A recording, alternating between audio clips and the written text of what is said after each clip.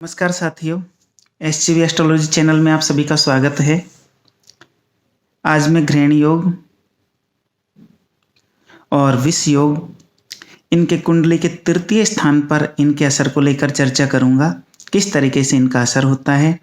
इससे पूर्व हम जान लेते हैं कि कुंडली का थर्ड हाउस किस चीज़ को बताता है, किस चीज़ का प्रतिनिधित्व करता है।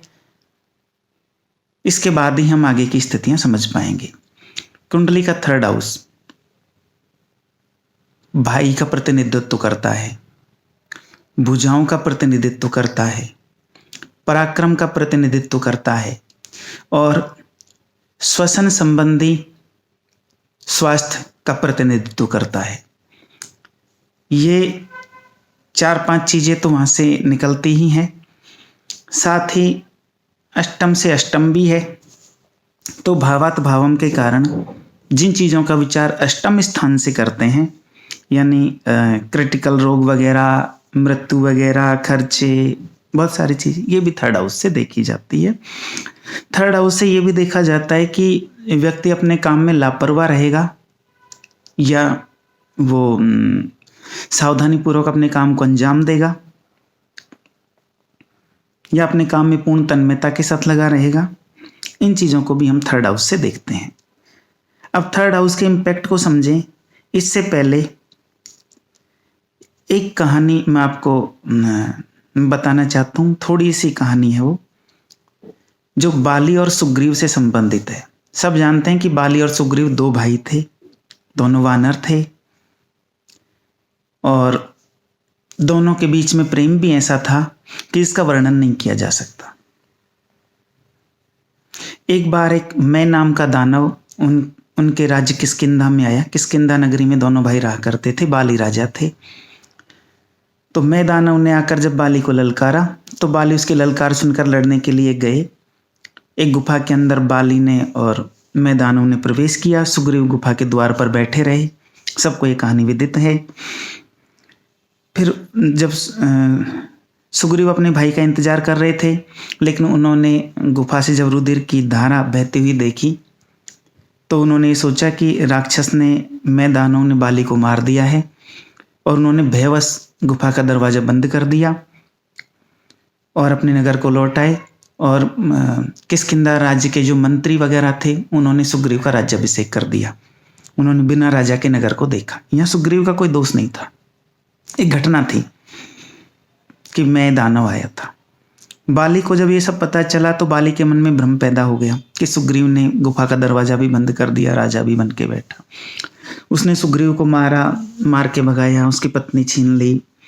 तो दोनों भाइयों के बीच की जो एक बहुत बड़ा प्रेम था वो दुश्मनी में बदल गया।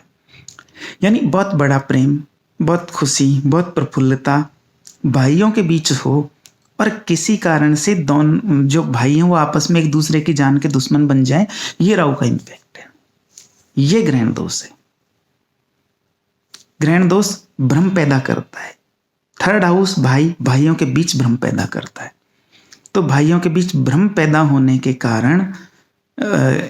कारण तो इसका कोई भी घटना होती है। प्रारब्ध में जो कुछ लिखा होता है वो तो होना ही होता है, लेकिन कोई एक घटना घटती है, इसके बाद प्रारब्ध के फल मिलने स्टार्ट हो जाते हैं।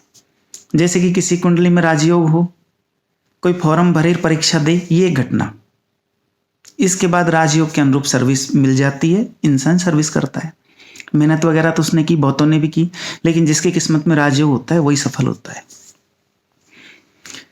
तो जब भाइयों के बीच बिगड़ना हो, किसी बात को लेकर बिगड़नी हो, तो यहाँ पर इस तरह की घटना घटित होती है कि जो थर्ड हाउस का ग्रहण योग होता है वो एकदम से, जब प्रीत बहुत ज़्यादा हो जाती है, पूर्णिमा के चंद्र की भांति मन को आनंद और खुशी देने वाली हो जाती है, उस समय ग्रहण घटित होता है। यह मैंने मेरे पूर्व वीडियो में बताया कि ग्रहण तभी घटित होता है जब हमारी खुशी पूर्णता की तरफ अग्रसर होती है। चंद्रमा मन का प्रतीक है। जब दोनों भाइयों के बीच मन से प्रेम पैदा होने लग जाता है या मन से प्रेम हो जाता है, या 2 से भी ज़्यादा भाई हों तो भी मन से प्रेम पैदा होने लग जाता है, तो एक ऐसी कोई घटना पैदा हो जाती है, ऐसा कोई भ्रम का वातावरण निर्मित हो जाता है कि जिससे कि आपसी उनके बीच की लड़ाई हो जाती है और जानी दुश्मन तक हो जाते हैं भाई भाई आपस में। तो ये स्थिति थर्ड हाउस से देखी जाती है। ये थर्ड हाउस का ग्रहण योग है। और यदि थर्ड हाउस में विष योग हो, अब देखिए शनि कालपुरुष का दुख है, तो शनि क्या करता है, दुख देता है। तो ऐसी स्थिति में क्या है, रिश्ता चलता है, लेकिन ऐसा होता है जैसे कि कोई घाव हो जाता है, वो रिस रिस के दर्द देता रहता है। बॉडी के किसी पार्ट में कोई घाव हो जाए और वो रिस रिस के दर्द देता रहे, तो बॉडी का ही पार्ट है भी हमारे पास ही, लेकिन निराशा में हम जी रहे हैं क्योंकि हम सही भी नहीं कर पाते उसको, या सही करने के प्रयास भी होते हैं तो पूर्ण कामयाब नहीं हो पाते। महीने, 2 महीने, 4 महीने, 6 महीने, फिर वही स्थिति हो जाती है। तो ग्रहण विष योग की कंडीशन के अंदर जो भाइयों के बीच का संबंध है उसमें दुख का वातावरण निर्मित हो जाता है। आपसे भाइयों के बीच साथ भी रहते हैं, अलग भी नहीं हो पाते हैं, खुशी से भी नहीं रह पाते हैं, निराशा का वातावरण निर्मित हो जाता है, दुख का वातावरण निर्मित हो जाता है। ये कालपुरुष का दुख है। थर्ड हाउस भाइयों को लेकर इस तरह की सिचुएशंस क्रिएट हो जाती है। क्योंकि राहु तो एक अवरोध क्रिएट करता है, भ्रम का वातावरण निर्मित करता है। विश्वव्यापक भ्रम का कारण राहु है। अब थर्ड हाउस में सोचो पराक्रम को लेकर क्या स्थिति होती है। पराक्रम का सीधा सीधा संबंध किसी की भुजाओं की ताकत से होता है। पराक्रम कई तरीके से देखे जा सकते हैं। तो भुजबल एक प्रकार है, धनबल एक प्रकार है, विद्या बल एक प्रकार है, बुद्धि का बल एक प्रकार का है, इष्ट की कृपा एक अन्य प्रकार का बल है, साधु संत महात्माओं का आशीर्वाद किसी पर हो ये एक अन्य प्रकार का बल है जो किसी के पास होता है। अब जब राहु थर्ड हाउस में होता है तो पराक्रम के विषय में इंसान को गलतफहमी हो जाती है या खुद के पराक्रम को लेकर भ्रम पैदा हो जाता है। उसे यूं लगने लगता है कि एक अति आत्मविश्वास पैदा हो जाता है, एक सावधानी का वातावरण निर्मित नहीं हो पाता, या लापरवाही बहुत ज्यादा बढ़ जाती है। अति आत्मविश्वास खुद के बल को लेकर हो जाता है। जैसे कोई बहुत बड़ा तैराक हो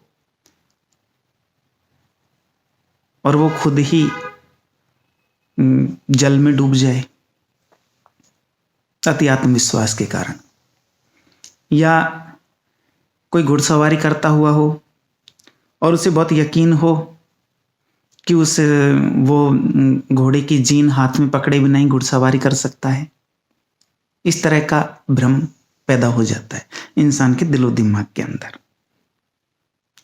या किसी को यूं लगे कि वो परीक्षा पास कर ही लेगा, या अन्य लोग उस जितना वो बुद्धिमान है अन्य लोग उसके आधे भी नहीं है, पासिंग में भी नहीं है।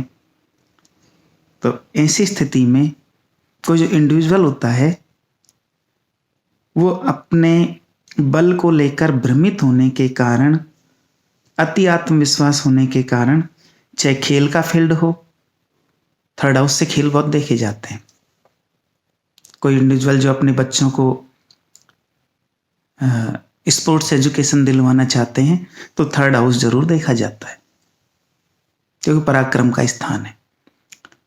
और थर्ड हाउस से 9वें स्थान का 180 डिग्री का संबंध है, और 9वां स्थान भाग्य स्थान है, सब जानते हैं।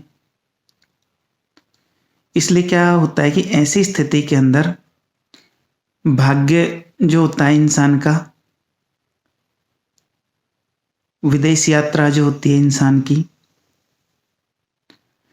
उसके विषय में क्योंकि खेल वेल का संबंध हमेशा विदेश यात्रा से भी जुड़ा हुआ रहता है, तो इस विषय में भी इंसान यूं सोचता है कि ये सब उसके लिए बड़ी आसान चीज़ें हैं, या वो ख्याली पुलाव बनाने लग जाता है कि खेलों में वो परचम लहराएगा, विदेशों की यात्रा करेगा, बहुत तो पैसा स्थितियाँ उसके पास होंगी। अब वो और जितनी मेहनत अपने काम पर लगानी होती है उस विषय में लगा नहीं पाता है। लापरवाही का शिकार हो जाता है। ये वीडियो बनाने का मकसद ये है कि ऐसे लोग सावधानी रखें, सावधान, और उपचार के बतौर भी बताऊंगा उन्हें क्या करना है। और यदि शनि हो इस स्थान में, विष योग का निर्माण हो रहा हो, तो ऐसी स्थिति में क्या होता है कि एक तो लापरवाही हो, किसी की लापरवाही के कारण कोई कम अंक प्राप्त करे, लापरवाही के कारण कोई असफल हो, और एक ऐसा हो जो परिस्थितियों वश किसी दुख को प्राप्त हो जाए, शारीरिक दुख हो जाए, मानसिक दुख हो जाए कुछ, और उसके कारण अपनी तैयारी को पूर्ण परचम पर नहीं पहुंचा सके, सफलता प्राप्त करने के विषय में दिक्कत आए।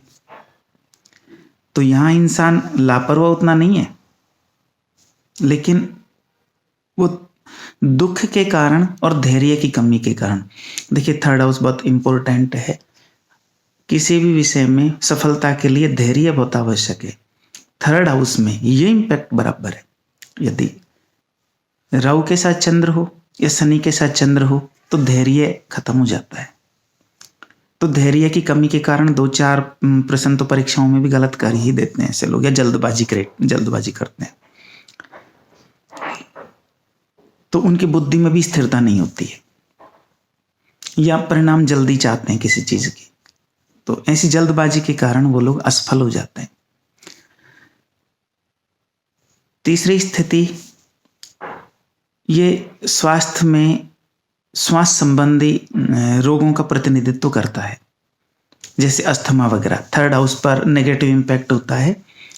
राहु के साथ चंद्र, शनि के साथ चंद्र, तो यहाँ पर संक्रामक रोगों के शिकार होने की आशंका ज्यादा रहती है, क्योंकि संक्रामक रोगों में भी मुख्यतः श्वास संबंधी रोग, जिनमें कफ क्रिएट होता हो, इस तरह के रोगों के होने की संभावना ज्यादा रहती है।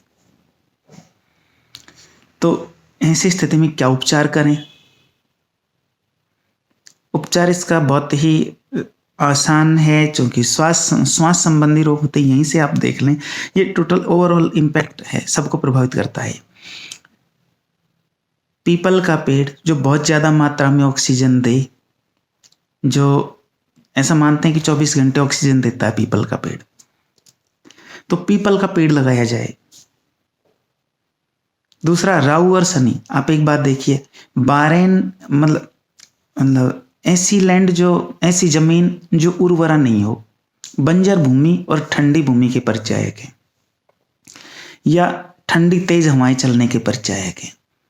तो पृथ्वी को जितना कोई हरा भरा रखे और उसमें भी ऑक्सीजन की मात्रा बढ़ाने वाले जितने पेड़ लगाए, छायादार जितने पेड़ लगाए, उनके कारण यहां से इसका इंपैक्ट घट जाता है, कम हो जाता है। जो ग्रहण योग और विष योग का इंपैक्ट है वो कम हो जाता है। दूसरा इसका उपचार है, श्वासों के साथ कोई जाप करे, अपने इष्ट का जाप करे, गुरु मंत्र का जाप करे, किसी कोई नाम में श्रद्धा रख के उनका जाप करें, जिसको जो प्रिय हो। लेकिन जाप यहां पर, क्योंकि श्वासों के साथ, श्वासों की माला पे, ऐसा तो एक गाना चलता है, भजन का भी उसको रूप दे दिया गया है कि श्वासों की माला पे सिमरूं पी का नाम। तो श्वासों की माला पे, पी का मतलब होता है इष्ट, तो श्वासों की माला पर मतलब एक लय, श्वासों के साथ एक लय हो जाए। श्वास अंदर गया, नाम लिया, बाहर श्वास आया, लेकिन अंदर नाम बरकरार रहा, बिल्कुल बाई हार्ट नाम बरकरार रहा, या विचलन की स्थिति नहीं आई। इससे धैर्य का विकास होता है हमारे अंदर जब हमारे लयबद्धता आ जाती है एक जाप के अंदर, तो उस लयबद्धता के कारण हमारा विचलन कम हो जाता है, हमारा धैर्य बढ़ने लग जाता है, और इष्ट पर श्रद्धा के कारण जो नेगेटिव इंपैक्ट होते हैं वो कम होने लग जाते हैं। लोक कल्याण के कार्य स्वतः ही होने लग जाते हैं।